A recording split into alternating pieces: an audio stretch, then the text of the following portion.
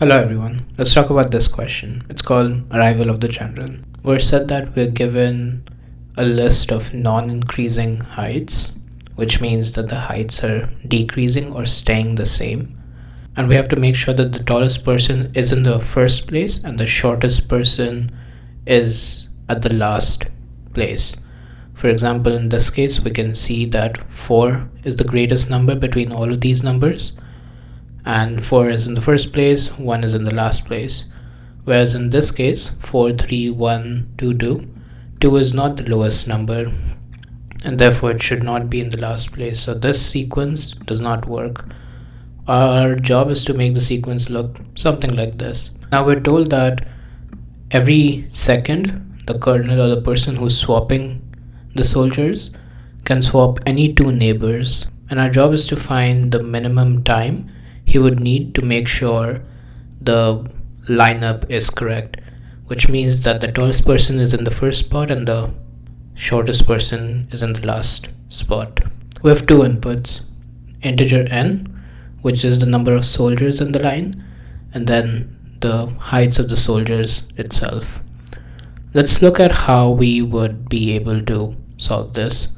Let's take this example, the first one that we have been given.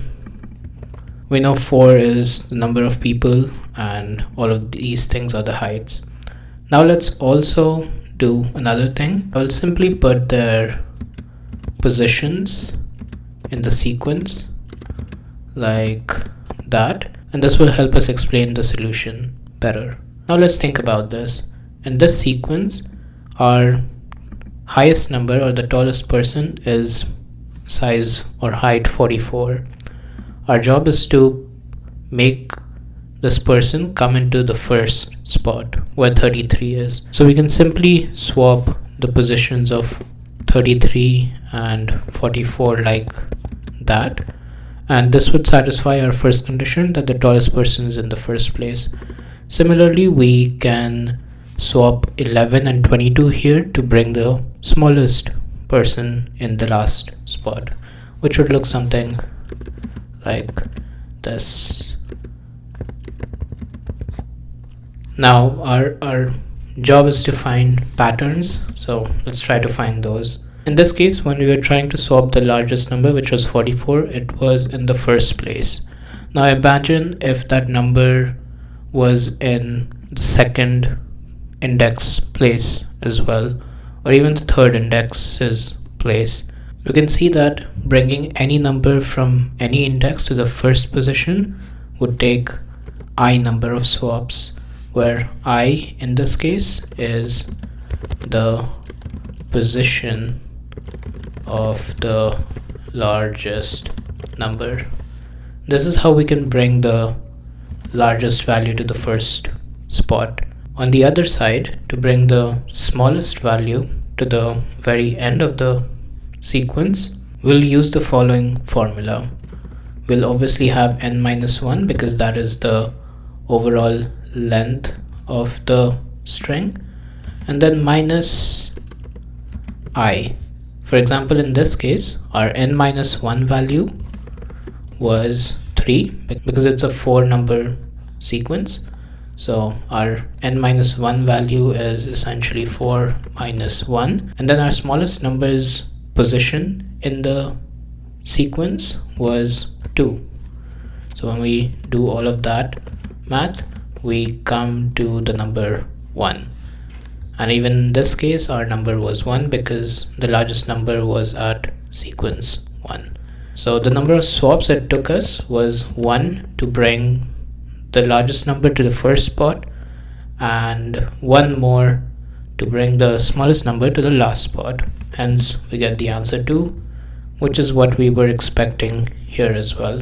Now there is a fascinating, more interesting form of this formula or generalization as well. So let's say we're still considering a similar array which has 4 values. Let's take the similar values, 33, 11 in this case at the first spot, 22, and then 44. Now let's look at the same things that we were doing earlier.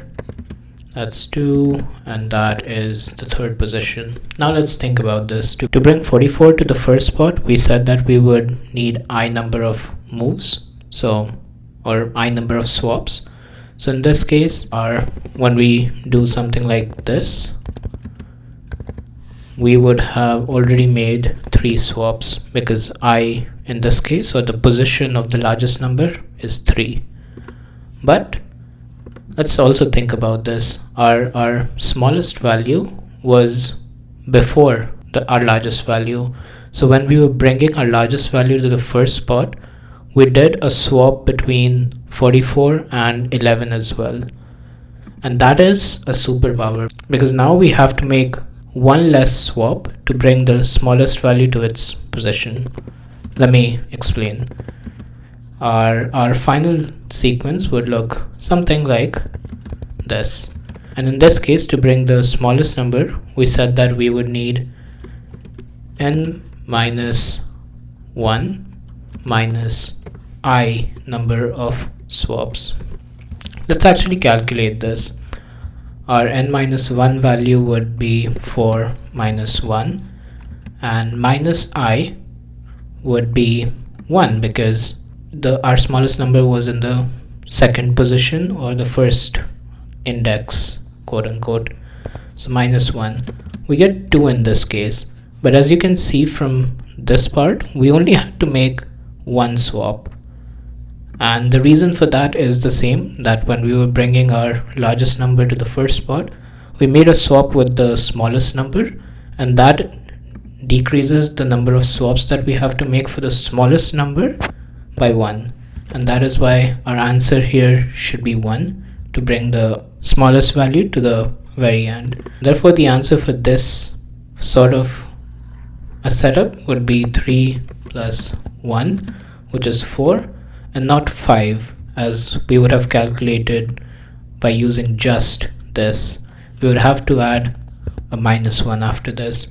Only in the case where our smallest number has the index position which is lesser than the index position of our largest number. This is the idea behind the question. Now let's get on to the code.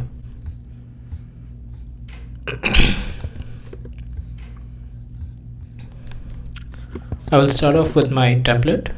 We will input n, which is the size of our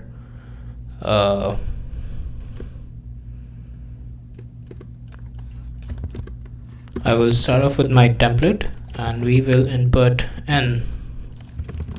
After we've done that, we will initialize 4 values: maximum value, maximum values position, minimum value, and minimum values position. We will initialize these variables to the following numbers. Maximum value would be the minimum an integer can be. The position of the max value would be 0, because we're starting from the first part of the quote unquote array, while we're not using an array to solve this. Minimum value here would be the maximum value an integer can take, and the minimum position here would be 0, because we're starting from the start. Now we simply have to run through all of the numbers that we're inputting. Let's call them height. We don't need to store these values because we're simply comparing and storing their positions. We don't need to use those positions to do anything else. We'll initialize height and input height. We will check if our height that we just inputted is greater than our maximum value. If it is, we will put our max value to be the height and our max position to be the I where we found our maximum value. We'll do the same thing with our minimum value, where height if is less than or equal to minimum value, we will store minimum value and its position. You might have noticed a difference. We used less than or equal to here and only greater than here. Let me try to explain that. Here said that the sequence is non-increasing. The interesting part about this is, let's think about the following values. In this sequence, when we are finding max value, we want our maximum value to be as close to the first spot as possible to get the minimum value.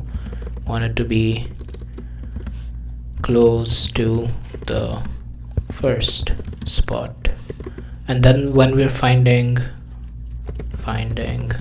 minimum value, we want our minimum value to be close to the last spot.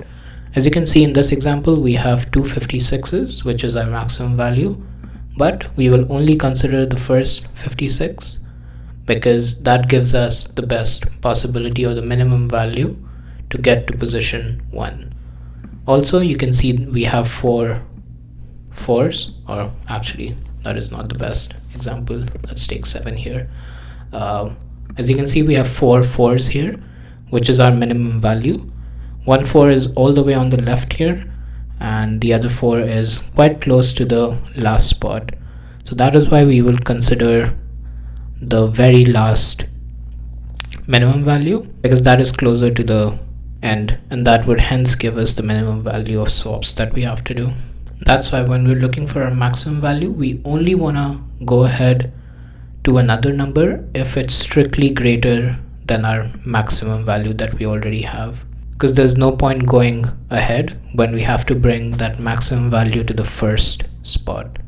Similarly, our height should be less than or equal to minimum value, because we need to make sure that we're bringing the minimum value to the very end, and that is why this equal to is helpful. So for example, if there was a 4 in the second spot and the second last spot, we would continue to make sure that we considered the second to last spot numbered 4. That is why the greater than and the less than or equal to. Once all of that is done, we will initialize a swap counter. Let's initialize it to 0. And then we'll check the following thing. If our maximum position is greater than our minimum position, as we saw in the second example that we saw, we would have to make one less adjustment or one less swap. That is why our swap would be equal to our maximum position to bring the maximum value to the first spot, plus n minus 1 minus minimum position to bring the smallest value to the very end, and minus 1. If that is not the case, we know that we would simply have to do this part and not the minus 1. So let me just paste that. After this, we will simply see out swap. No need of the return 0, and this code works. One thing we have to include is C limits, because we used int max and int min here. But that is the idea behind this question, and that is the code. If you can find a better or more optimized way to solve this, please let me know in the comments. That is it for this question. I'll see you in the next one. Thank you.